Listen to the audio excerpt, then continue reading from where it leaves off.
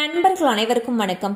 இன்னைக்கு நம்ம இந்த வீடியோல மீண்டும் தமிழகத்தில் பல மாவட்டங்களில் மிக கனமழைக்கான எச்சரிக்கை விடுக்கப்பட்டிருக்கு. ஸோ அதை பத்தி தான் இப்ப நம்ம பார்க்க போறோம். தமிழகத்தில் மீண்டும் பருவமழை தீவிரமடைந்துள்ளது.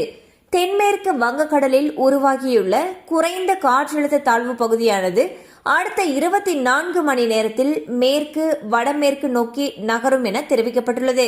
இதனால் மீண்டும் தமிழகத்தில் பல மாவட்டங்களில் கனமழை பெய்யும் என்று வானிலை ஆய்வு மையம் தெரிவித்துள்ளது. குறிப்பாக இன்று முதல் அடுத்த 4 நாட்களுக்கு தமிழகம் முழுவதும் பரவலாக கனமழைக்கு வாய்ப்புள்ளது என்றும் டெல்டா மற்றும் தென் மாவட்டங்களில் மிக கனமழைக்கு வாய்ப்புள்ளதாகவும் வானிலை ஆய்வு மையம் எச்சரித்துள்ளது.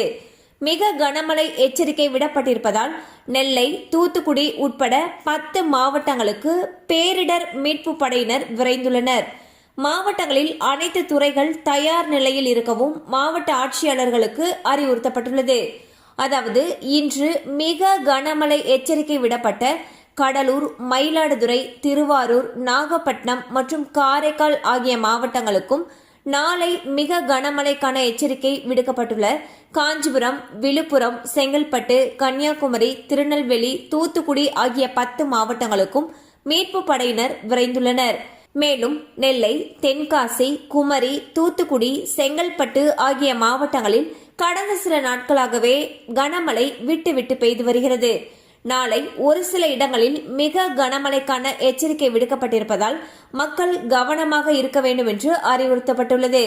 ஸோ பாத்தீங்கன்னா தமிழகத்துல பல மாவட்டங்கள்ல அடுத்த சில நாட்களுக்கு கனமழைக்கு வாய்ப்பு இருப்பதாக வானிலை ஆய்வு மையம் அறிவிச்சிருக்காங்க. ஸோ கனமழை அதிகமாக பெய்யும் பட்சத்தில் அந்த பகுதிகளில் இருக்கக்கூடிய பள்ளி கல்லூரிகளுக்கு விடுமுறை விடப்படுவதற்கான வாய்ப்புகளும் அதிக அளவில் இருக்கு. கண்டிப்பா அந்த அப்டேட் உங்களுக்கு பயனுள்ளதா இருந்திருக்கும் நம்புறோம். மேலும் இது போல அப்டேட்ஸ் உங்களை உடனே ரீச் ஆகணும்னு நினைச்சீங்கன்னா நம்ம சேனலோட தொடர்ந்து இணைந்திருங்கள். தேங்க்யூ ஃபார் வாட்சிங்.